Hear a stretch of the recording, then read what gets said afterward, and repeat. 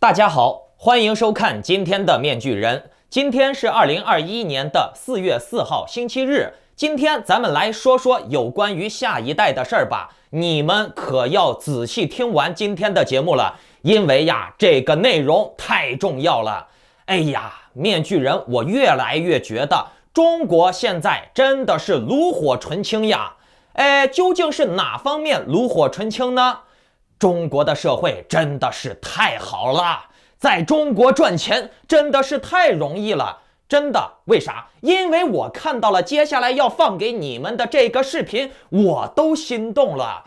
中国就是天堂呀！不信你们来看这个视频。今天11点就去排队了，我一定要喝到这玩意儿。现在从深圳河东排到了河西。你们几点钟开始排的呀？6点。大概排了1个半小时，终于快进去了。美女，你这边是吃饭还是喝茶颜的呢？我茶颜。我拿到小票了。我向你奔赴而来，你就是星辰大海。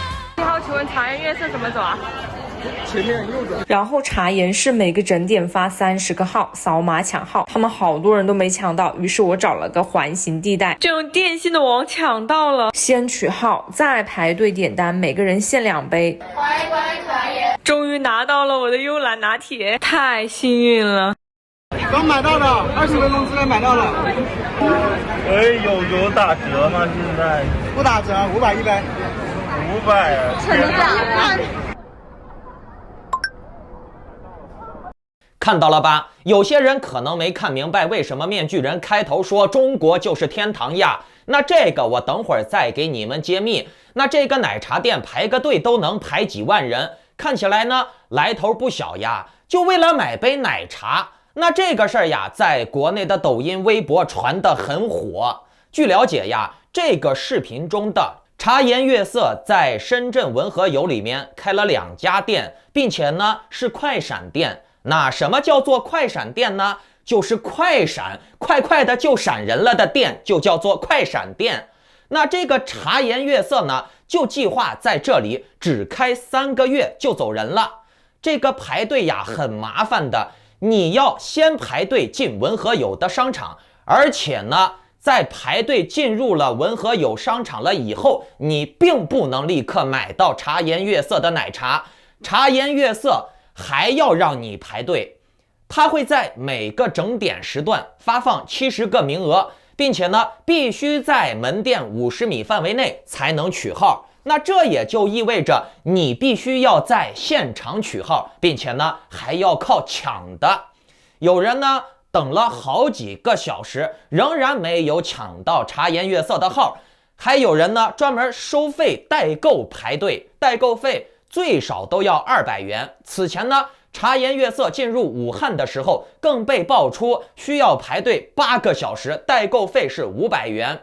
那中国这边的新闻通稿说的是，茶颜悦色如此受到深圳年轻人的追捧，主要是因为太稀缺了。据了解，目前茶颜悦色仅在长沙、武汉等少数城市开有门店。不少深圳的年轻人就是慕名而来，想喝一杯传说中的奶茶。在年轻人疯狂追捧网红茶饮的背后，是一个1000亿级别的新奶茶茶饮市场。安信证券指出，90、00后消费力的崛起，新式茶饮打开了中国茶饮市场的天花板。2021年新式茶饮市场规模预计可达到1102亿元呀，这个市场可不小呀。而且呢，目前呢各个档次的茶饮连锁品牌真的是百花齐放，年轻人嘛都喜欢喝奶茶呀。面具人，我很有资格说奶茶这个行业啊，来给大家说说，因为我原来的一个国内的好朋友就是开奶茶店的。我告诉你们啊，不管是什么奶茶，喝多了对身体都不好，只要你喝奶茶，对身体都是有危害的。首先呢，奶茶用的什么果汁原料呀、椰子什么的，都是添加剂、糖精、色素勾兑的。你看那花花绿绿、五颜六色的，基本上都是色素，都是拿粉粉、糖精啊各种添加剂冲的。你说这玩意儿喝了能对身体有好处吗？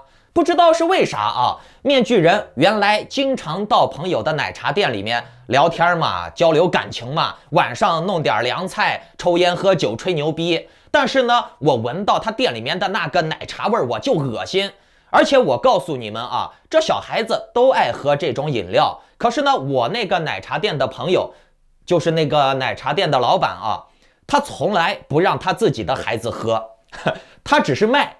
他们自己全家，他老婆他自己，他孩子都不喝，他孩子想喝他也不让喝。哎，我到现在啊，我还是这样，闻到这个奶茶味儿啊，我就恶心。我们想象一下啊，这个奶茶店究竟有多厉害，能把大马路堵得水泄不通，影响交通不说，这交警还过来帮忙管理秩序。这要是换成一般的店的话，那估计老板都要被罚死了，对不对？可是呢，这个茶颜悦色没事儿，哎，交警都是他的马仔，可见这茶颜悦色不简单哟。那面具人，我就要来告诉你们，这奶茶店的背后究竟有多么庞大的利益集团，究竟有多么雄厚的靠山。截止2020年，奶茶界大亨喜茶已经获得4轮融资，投资方包括腾讯、红杉资本、龙珠资本等。2020年3月，喜茶又获得了由高瓴资本和扣图资本领投的新一轮融资，投资后估值可达160亿元，相比2019年7月获得的90亿元估值增长了将近80%。新茶饮赛道的另一头部品牌奈雪的茶也截至目前获得了4轮融资，在2020年12月刚刚完成了 C 轮的1亿多美元的融资，领投方为泰蒙投资集团，投后估值可达到20亿美元。而茶颜悦色的背后也有不少的知名公司暗藏其中。其实呢，这些公司他们背后都是一个利益集团。茶颜悦色和喜茶也已经联合了，在茶颜悦色的主体湖南茶悦文化发展有限公司背后啊，不仅有着资深消费领域投资机构天图资本的入驻，还有呢阿里巴巴和腾讯也入资了茶颜悦色。那你们现在应该能够知道这个茶颜悦色为什么这么牛逼了不？还能让交警给他开路护航。根据2020年新茶饮行业发展的白皮书指出，新茶饮市场规模历史增速将近300%，未来呢尚有数百亿的市场空间有待开发。头部市场参与者以喜茶、奈雪的茶为代表，积极布局各县市场，引发新一轮茶饮年轻人文化消费浪潮。尽管这个新茶饮市场近年来备受瞩目，却远未触及行业的天花板。领先新茶饮的品牌对比星巴克各层级市场的渗透率依然较低，潜在的市场空间巨大。听懂了没？中国它现在要用自己的什么咖啡呀、奶茶品牌来替代之前的中国年轻人都觉得很时尚、爱跟风的去什么星巴克喝一杯饮料、喝一杯咖啡觉得很装逼的这种感觉。那我们来思考一个问题啊，就是中国年轻人有啥追求？洗脑跟风吹牛逼没了。在目前的这种高压的思想单一化的教育体系之下，年轻人的需求其实真的不多。你见过现在有几个年轻的中国人喜欢谈论什么历史呀、哲学呀、思想呀啥的啊？不，都是什么吹牛逼呀、攀比呀、炫富呀、打游戏呀、装逼呀，对不对？现在的中国年轻人，他们的思想文化很贫瘠，不像外国的年轻人啊，又是谈人权呀，又是谈民主呀、工人工会呀、社会政治之类的。中国又不让你谈政治，中国现在甚至连历史都不让你谈，对不对？中国的年轻人他之所以没啥需求，就是因为思想太单一，整个社会文化太封闭了，所以呢他们也没啥好需求的，天天就是吃喝玩乐，娱乐至死啊，跟个猪一样圈养在猪圈里面。你看整个中国的网络媒体，那些博主也都不让谈什么历史，谈什么政治，谈什么新闻了，思想都不让谈，对不对？所以中国的年轻人啊，真的是没啥需求了啊！你只要能给他画好大饼，让他们有风可跟，那一切都不是问题。所以呢，我们可以看到啊，什么抖音呀、微博呀，节奏一带，就能让这些成千上万的年轻人为了喝一杯奶茶排好久的队。这白花花的银子就这样来了呀！你说这钱赚的容易不？为啥面具人我说中国是天堂呀？因为有关系的人背后有红色资本给你撑腰，那什么法律法规都是扯淡。共产党一句话，把资源给你啊，把这些无脑的底层韭菜一号召，他们就纷纷的把钱给你送过来了，不远千山万里啊，排长队也要把口袋里面的钱送给你，多好的事儿啊！你是资本家，你愿不愿意跟共产党勾兑，来割这些无脑韭菜，一煽动就把钱给你了嘛？对不对？我们仔细观察啊，就能发现这其中的破绽。其实呀，这个什么排队呀，几万人呀，这就是一种营销方式，炒热度。你算嘛，你每个小时70个人的号，你一天24小时不休息营业，你也就是能卖1680个人的号。然后呢，这有5万多张桌子，20多万人排队，那你排队得需要排4、5个月了，对不对？像20多万人后面的号，等你排到4、5个月以后了，这奶茶店早就不知道到哪儿去了，快闪店嘛，对吧？快快的就闪人了。反过来呢，咱们再算一笔账啊，在深圳的这种大城市啊，开起加盟店来啊，那就是几十个上百家，对不对？光收加盟费，一家收个70、80万、100万，那加盟费都能收上亿了，对不对？一天顶多卖1680杯，哎，让大家一看，20万人一家店排队，哎呀，加盟这个奶茶店的市场绝对好，生意绝对火爆，所以呢，就能骗很多老板投资加入加盟搞这个奶茶店。因为这个账你能算来吗？一家店排20多万人，那至少得有100家店才能满足这个销量需求嘛。制造出来业务红火的假象，制造出来生意火爆的假象，接着呢，吸引这些人投资开分店，继续炒作，然后呢，继续融资上市，稳定2个月，股票上升，接着呢，就开始抛售套现，大部分留点股份安抚人心，接着呢杀跌，把这些韭菜全部割了。股民们清醒过来了以后，也只是满地鸡毛，该赔的赔了，加盟店老板也拜拜了，没钱赚了，对不对？但是这种红火的假象还是能够吸引大批的跟风傻叉上去消费，浪费时间，浪费金钱，而且呢，你说这奶茶喝了以后还对身体不好。其实我们仔细观察啊，从孔子时期大量招收儒生，再到文革时期的红卫兵，再到现在的什么打砸日系车抵制 HM， 还有台湾的绝青，美国的那些围攻国会山的年轻人，我们可以看到啊，这些事儿啊都是以年轻人为主体的再去搞的。为啥？因为年轻人社会阅历浅，情绪比较容易激动，所以呢，这些年轻人就是韭菜的好苗子呀，而且呢，他们非常有破坏力，好骗，好煽动，有力量，有激情。那这个文和友的来头也不小，你们看这些图里面建筑的装修风格，主打的都是文革末期到改革开放初期当时的建筑景象、文化氛围，有着那种古朴的工农兵文革的风味，还有一点点商业店铺的感觉。因为临近改开了嘛，整体破旧，但是呢，又有这些私营店铺。那这样做有几个好处啊，其一呢，就是装修成本低，其二呢，才是最重要的，让现在的年轻人逐渐适应这种文革工农兵的气氛、意识形态。很多人会说，哎呀，这个文革风多老土的，嘿嘿，面具人，我告诉你们，不，什么叫做潮流？民粹就是潮流，跟风就是潮流。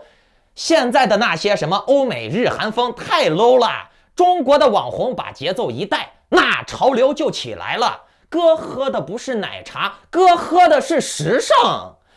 你好李焕英，还有各种各样的什么当时的文革工农兵时期那种风格的微电影、电影、书籍，整个社会的节奏都在往这个方向去带。你们应该可以看到很多火锅店呀、服装店呀，都在把自己的店铺的装修风格往这个文革遗风的时候带，包括很多文艺作品也在重回那个年代。为啥？很显然，习近平要想称霸全球，他就必须要让自己的国民摆脱对世界潮流文化的依赖，并且呢，还要建立自己的文化自信。而对于习近平冲击最大的，那就是文革文化嘛。习近平小时候就是浸泡在文革文化当中成长起来的，对不对？文革文化就是习近平认为最好的文化，因为在那个时候，无论男女老少，老子儿子全部都被这种文化深深的洗脑而变得癫狂啊！老子打儿子亲妈都不认啊！包括那些红卫兵拿着棍棒打同村的人，只要是说毛主席好，他们就拥护；只要说毛主席不好，打死你！试问在座的各位啊，有哪一种文化有这么大的魅力，有这么大的统御能力，对不对？可能这个文革文化呀，是习近平见识过的威力最大的、最能团结内部的一种文化吧。所以呀，你们想，当人们建立了一种文化认同、文化自豪的时候，认为别的国家的文化都是垃圾，我天朝上国厉害了我的国，别的国家什么台湾、日本、美国都是垃圾烂货，并且呢，在信息被封闭的情况下长大的人，他们是不会有什么反心的。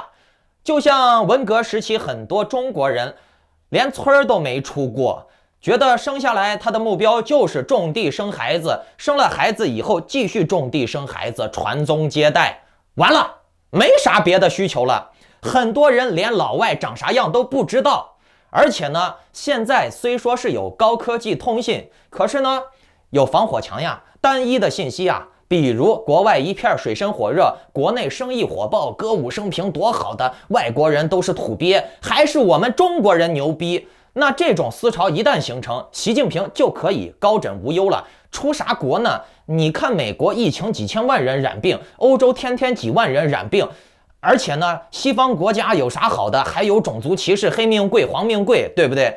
台湾呢也是，要么飞机掉下来了，要么火车出轨了，要么船翻了，对吧？还是中国好，中国啥事故都没有啊！这个二维码支付方便得很，天天就是中国好，天天就是中国零确诊，对吧？全世界一片水深火热。真的，现在中国老百姓真的信这个。大部分的越是底层的人，他越是没有眼界的人，他越觉得中国好。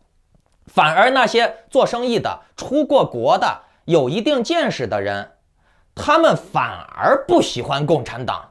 可是呢，这些人呢，他们迟早也是要老去，也是要进棺材的。那于是呢，从零开始培养的，根本就没有接触过外界真实信息的人，他是真的打心里面的爱国的。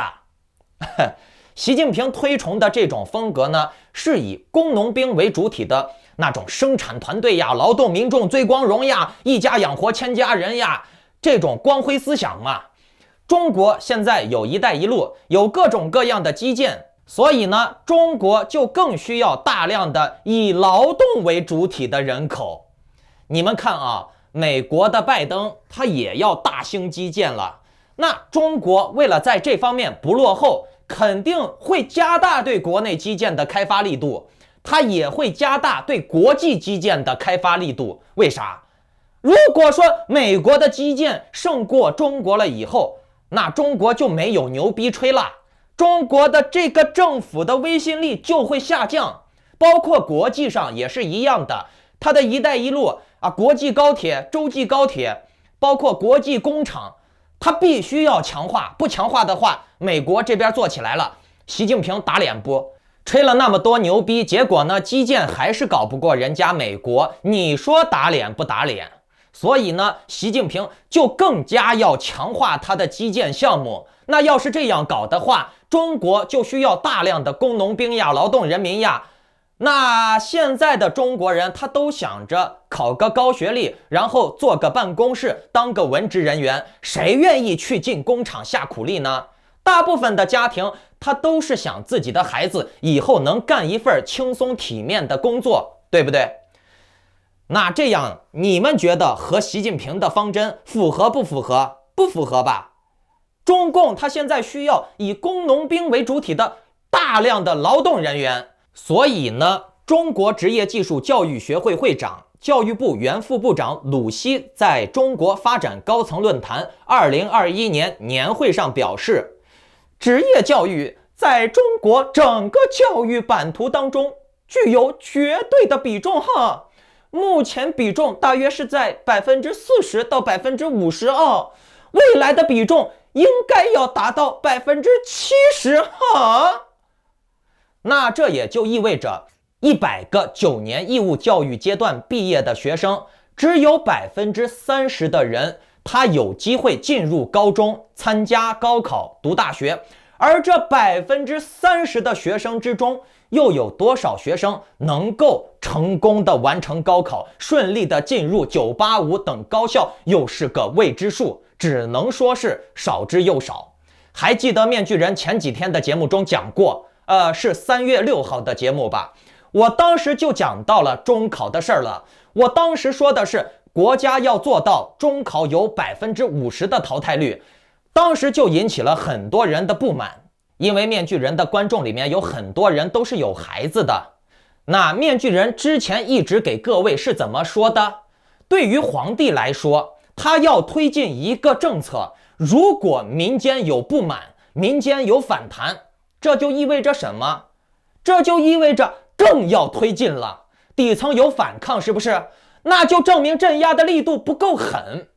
前朝崩塌，那就证明是他不够集权，对老百姓不够残忍。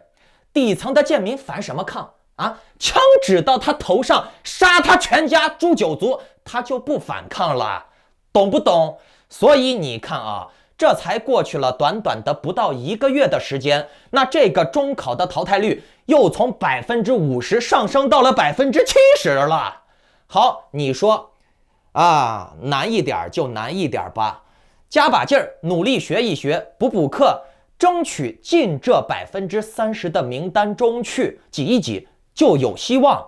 好呀，昨天面具人也讲了，想补课是吧？补习班也给你取消了，你怎么补啊？除非你孩子是天赋异禀的天才，才有可能挤进这30%呀。当然了，这30%当中还要预留给很多权贵子弟的，人家想上就上了，对不对？人家有权利呀。那其他人学知识学到初中就够了，能满足基本生活就行了，剩下的时间学习技工，准备进工厂搞生产，或者下农村种地。那么这也就意味着大部分人是不可能接触到高等教育，上高中大学了。那我们也都知道，现在成本最低的移民方式，比如留学移民呀、技术移民呀，它都对你的学历、你的英语有着非常高的要求，最少都是大学本科。其实大学本科都已经没什么竞争力了，研究生更好，博士生最好啊。可是呢，你的孩子从小学不成英语了，也上不了高中了啊，你还本个屁科呢，你还出个屁国呢，你还摆脱自己的淡命运呢，对不对？也就是说，你的孩子以后命运是注定的了，就是要当一个贫下中农了。并且呢，面具人，我告诉你们啊，这中间的雷多得很，不仅仅是不让学习这么简单。你听我接下来告诉你啊，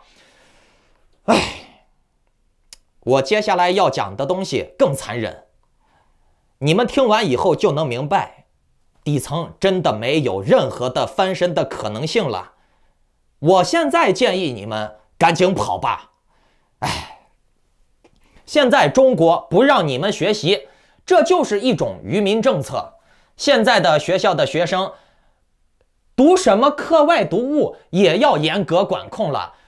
这书店里面什么书能卖，什么书不能卖，也是严格管控的，并且呢也不能流入学校，家长还要给背书。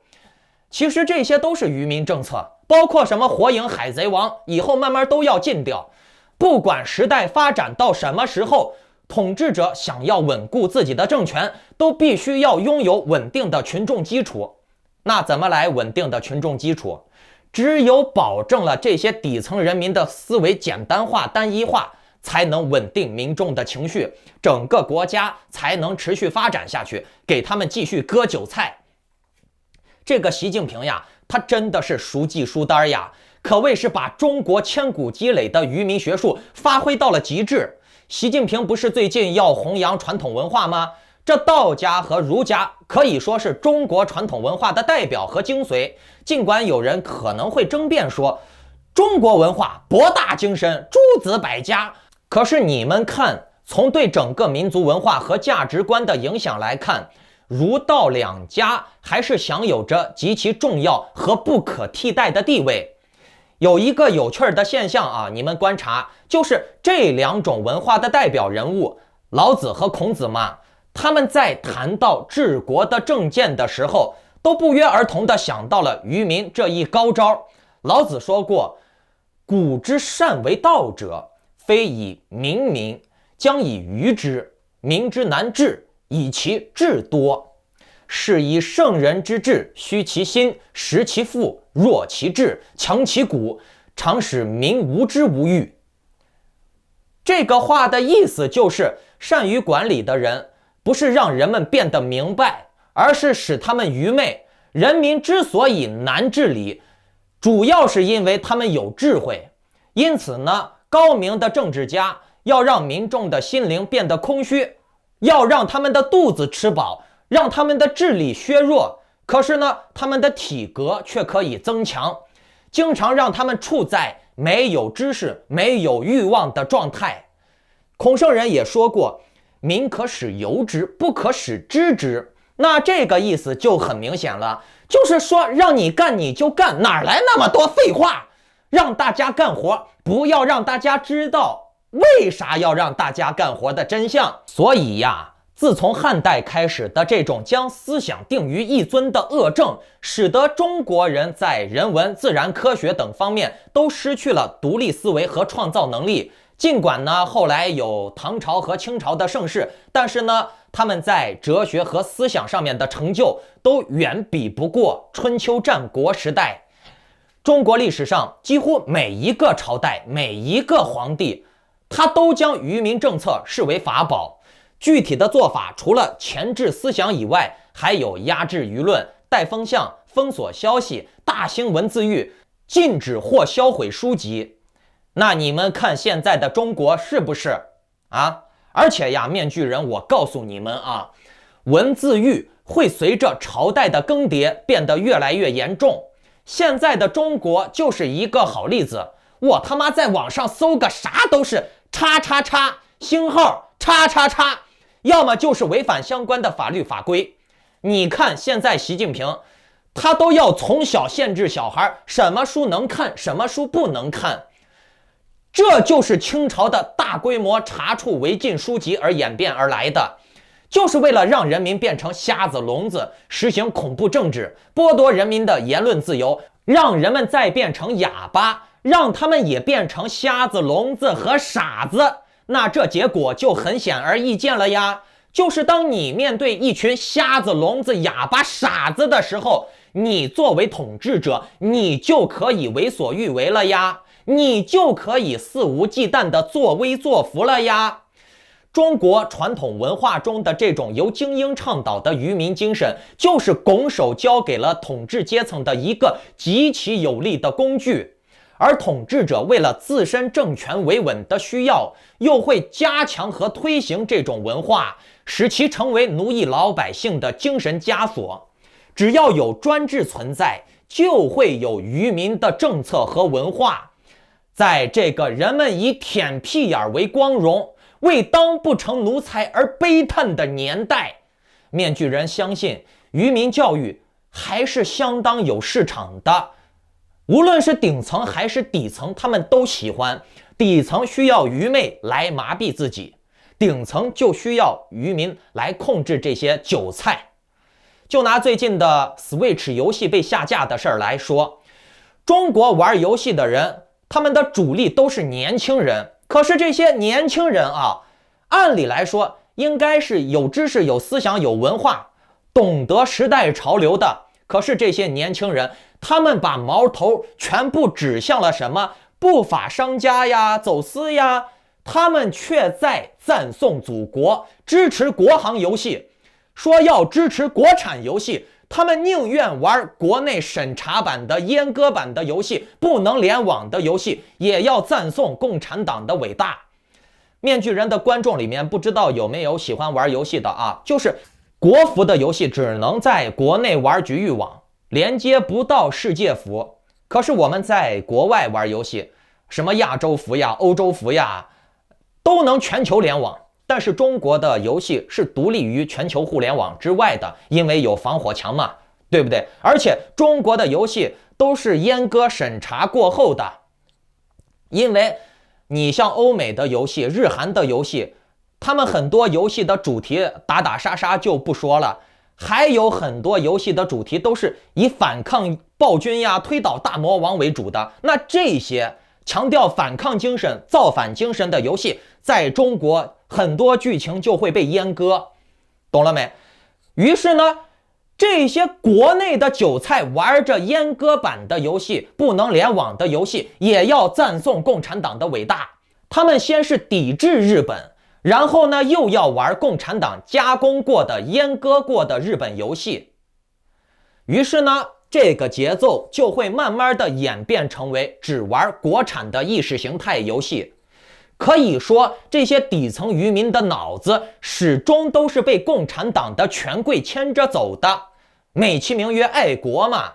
你先抵制日本，然后呢玩这种残缺的日本游戏，然后就会觉得哎呀就那样了，不是很好玩。然后呢国产再出一个什么山寨的仿造的游戏，玩起来真香。所以这些底层的人，他们的行为都是完全被控制的啊！无论是奴隶社会还是封建社会啊，任何一个国家的建立几乎都是走的武力征服这个道路。统治者们运用手中的军队和武器，让老百姓不敢不服，只要出现了异动，就会杀你全家。这对于没有武器和军火基础的底层群众来说，那现在是不可能造反的。所以呢，底层的老百姓只有一个服字儿，不服咋办？不服就被灭全家嘛，很简单。统治者建立统一政权之后，就会施行一系列的律法，建立层级管理的官员体系来治理老百姓，让他们没有反叛的机会。然后呢，就是搞什么人身束缚呀，比如早在先秦时代的时候，国家就有了户籍管理制度，每个朝代还都会强化改进这种制度。表面上看是为了增加国家的收入，促进社会的发展和稳定，其实呢，就是为了让老百姓固定在自己生活的这片土地上，让他们安安心心的搞生产、搞种地，别整那些什么瞎逼玩意儿没用的。有那时间，不如多上点班，不如多种点地，多生产，多赚钱呢，给国家创造财富，对不对？劳动人民最光荣。可是呢，为了锁住老百姓，你也不能让他什么都没有。于是呢，共产党就会搞什么将土地呀、承包呀给老百姓呀，让老百姓种地赚钱呀。在很大程度上也是用这种办法将他们固定在这里，就是为了拴住他们啊。因为不让他们在一个地方高效的运转，共产党整个全国体系哪来这么大的生产力？因为这些农民一变成流民了，这些工人一变成流民了，没事娱乐、旅游、玩，那生产力肯定要下降呀，对不对？那国家中共的竞争力还谈何而来？如果你想当流民的话，也不是那么容易的。在古代啊，对流民呀、移民呀，中国的古代出省都算偷渡，懂了没？都有着非常严厉的惩罚措施。那我在前天的节目里面也讲过，就像那个陆隐一样，你敢跑，把你打个半死。现在的中国也搞陆隐啊，你去上海去深圳要提前报备审批，否则呢就是违法处置。所以呢按照这些制度层层把老百姓圈住管住以后，老百姓只能受制于统治阶级，最后呢再实行思想管控。现在的中国人啊，他只信权威，这也是思想管控的结果。家庭之上有父母，父母就是最有力的帮共产党进行思想管控的这个执行者。父母可以说是共产党的处刑人，他们从小就是在帮共产党阉割自己的孩子，教自己的孩子怎么当一条狗，怎么好好听话，怎么服从。父母永远就是对的啊，家天下文化就是对的啊，上行下效，君臣父子，父要子亡，子不得不死。可是呢，随着一胎化、少子化，家天下文化逐渐瓦解，那替代父母的更大的权威就是父母之上还有党。为啥？党为啥权威？因为党有军队呀，共产党牛逼呀，共产党说啥都是对的，共产党就是至高无上的权威。为啥？因为共产党可以杀你全家。为啥？因为这些底层的垃圾，他们自认为共产党养活了14亿人，他们这些底层的无脑儿离了共产党就活不成。他们是等着被共产党养活圈养的那种无产阶级流氓，等着沾共产党的光呢。他们是想不明白，国家政党是没有生产力的，生产力都是在人民手中的，国家政党是靠人民养的，政党是吸血虫。他们只懂做一个守规矩、懂分寸的、听话的好屁眼公民，填好党的屁眼子才能有饭吃，让他们离开党，他们就会饿死。而事实也是如此。中国的家庭里面的孩子认为要听爹妈的话，爹妈才会给自己创业资金，才会让自己啃老。到了社会上以后，要听领导的话，要听党的话，不管是干什么，错的也干，只要听话。所以呢，你看中国人没啥创新能力啊。那你说这种人，他哪里还会有造反的心呢？他哪里还会有什么争夺人权的心呢？在他们的眼里面啊，听话就是最大的人权。嘿嘿。所以你们看啊，在如此森严的制度之下，又不让你出省，也不让你学习，也不让你高考学更多的知识，还不让你补课，甚至呢，你们家里面的户口也不能分家。如此一来，你底层屁民还能翻得了身吗？啊？你觉得有戏吗？我刚才说了，户口也不让分开。还有一件事啊，大家请再叫面具人我面先知啊。我之前有一期节目讲到了农村宅基地确权的事了，是吧？那应该是2月24号的节目。我当时说你们是玩不过共产党的，宅基地确了权以后，共产党就会有办法让宅基地不变多。那接下来就是渐渐的回收宅基地，限制宅基地，紧缩宅基地。你看现在啊，子女和父母不能分户了，除非你买一套好房子才能分户，不然呢，你就是工农兵阶级，死定了。而且呢，这个房本呀也分什么绿本、蓝本、黄本、红本，房子和房子之间还要分3、6、9等。同颜色的房产证有什么区别？红色房产证是房屋的所有权，也是商品房，是可以自主处理的资产。绿色房产证只有该房屋的使用权，没有交易权，也不能做财产处理。蓝色房产证是经济适用房，要居住满5年以后，产权才归个人所有。黄色的房产证是宅基地土地所有权证，归村集体，百姓拥有房屋的所有权。中国就是这样，等级制度分得越来越多啊，分的你这些底层的无脑儿已经没有足够的智商去分辨了啊，就那样，啥都是好的，好，听党话跟党走啊。那你们要明白，搞了录引制度不让你出省，然后呢又不让你学习高端知识，然后呢户口也不让分了，你还想着什么啊，在农村把这个户口结个婚分一下啊，多领一套房子，你做梦吧！你这个智商都能想到，你觉得共产党的那些学者、谋士、统治者想不到吗？并且呢，以后中国会划分什么工业城市、农业城市，你爸妈生在什么城市，你生在什么城市，比如工业城市、农业城市，你就子承父业，并且呢，因为有录引制度了以后，你还不能离开这个城市，然后呢，户口还不给你分户，那你就只能世世代代的这样死定了，往死的定死。出生是啥命，你死就是啥命，生在哪儿死在哪儿。其实古代的皇帝啊，还没有习近平这么狂妄啊。从隋唐开始，国家出现了从平民中选拔人才的方式，这也让很多平民看到了翻身发达上升的希望，因为只要他们好好读书，将来呢就有希望迈入上层社会当官啊，或者是当领导。就是这么一点点的希望啊，反而让底层有了阶级流动的盼头。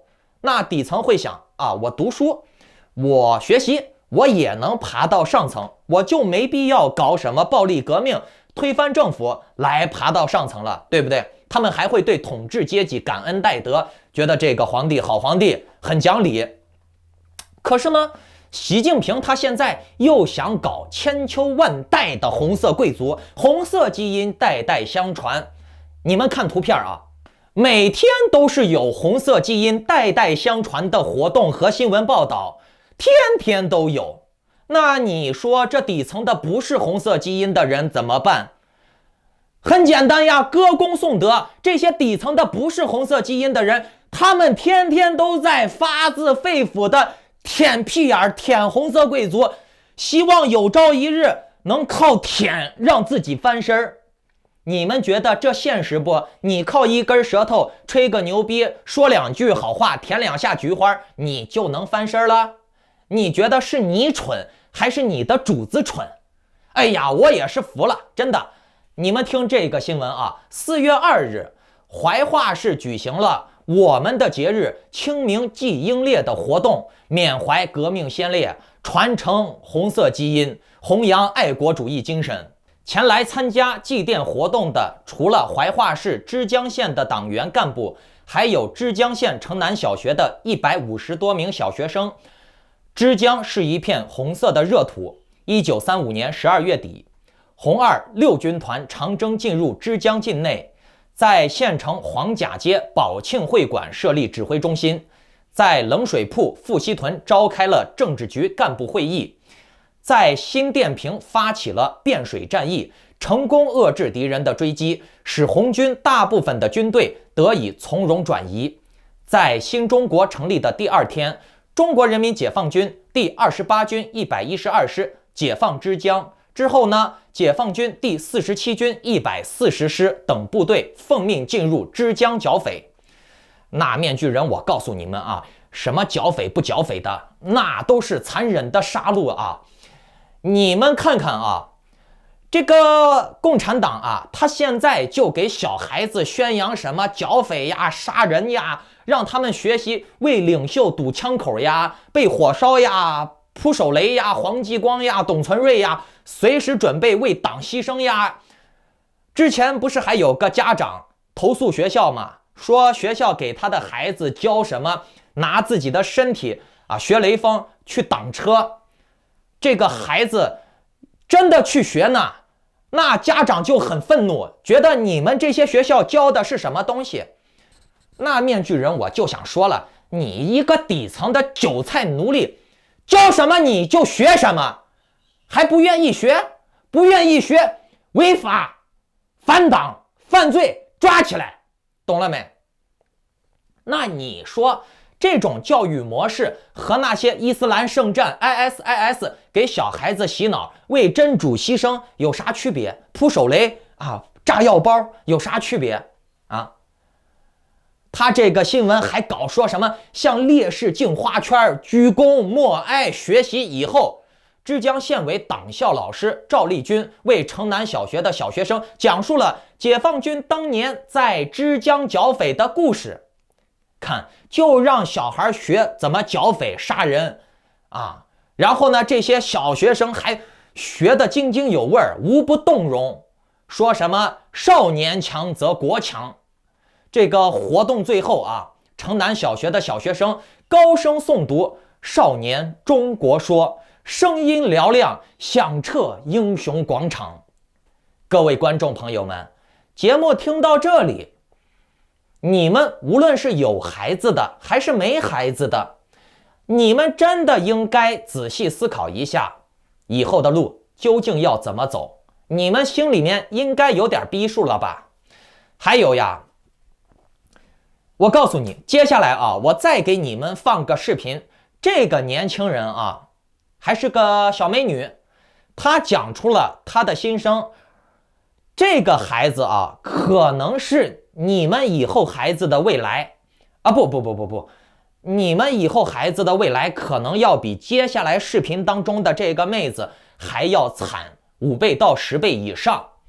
所以说，你们看完这个节目啊，仔细思考一下，究竟是你认为你留在国内，你能斗得过这些关系户，还是说你能从共产党手里面拿到什么好处，还是说想尽一切办法为了自己的子孙后代不被定性为什么工农兵学员劳动力，赶紧跑吧。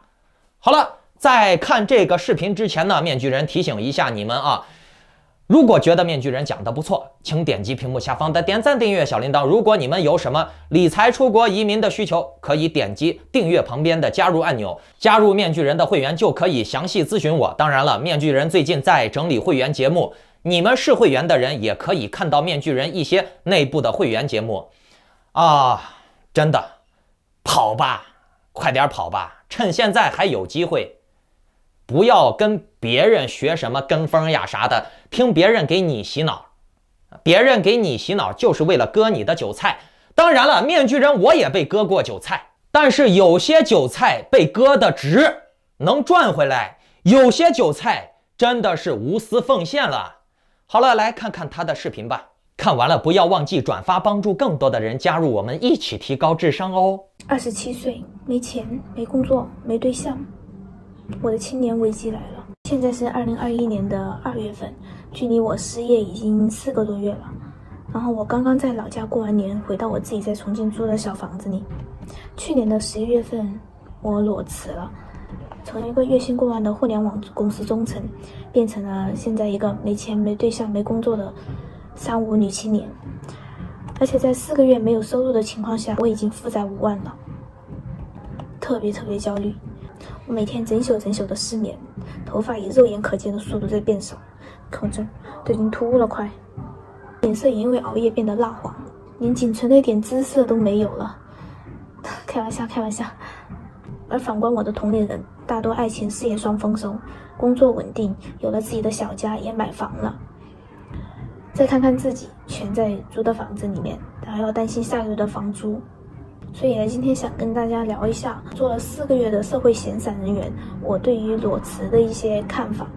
如果你不是家里有矿，也没有一个支持你、鼓励你的对象，然后你也不是极度的自律的话，以上3个条件，你哪怕满足一个，你都可以搏一搏裸辞。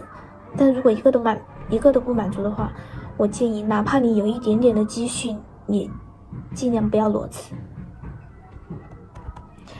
第一个当然是因为经济，没有一定的经济基础，在你突然失去了一个收入来源的话，你整个人会变得非常的被动、焦虑，甚至到了最后，你迫于压力，很有可能去找一个还不如你当初裸辞的那份工作。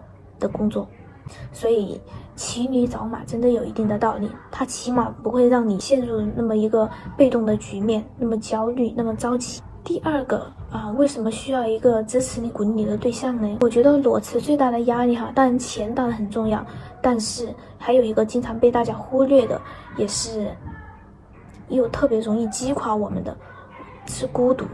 真的，在辞职的这4个月以来的话，我觉得特别的孤独，没有同事，也没有朋友，整天就是一个人，不想出去，因为没有钱，出去也不知道，出去就要花钱。甚至因为长期不跟人沟通我觉得我自己的沟通能力都已经下降了。整个人变得敏感，没有耐心。甚至我害怕，特别害怕这个是接到我父母的电话，我怕他们关心我，我怕他们问我还去不去找工作啊，怎么样的。这种孤独感真的很要命，尤其是当你早上11点钟、10点多起来的时候，你看着窗外白茫茫的一片啊，大家都有自己的事情要做啊，小孩子在玩，然后老人家牵着小孩子在遛狗，但我们这个年纪人基本上都在工作，那只有我不知道做什么，我就在家躺着，感觉被这个社会抛弃了一样。你工作不仅仅是为了赚钱，也是为了一份社会认同感。我们需要这样一个角色，让自己充实起来。没有限制的自由就像虚无的镣铐一样，比如你一周有2天时间休息，你会觉得这2天过得很快乐，但如果说一周7天你都休息，你会觉得无所适从。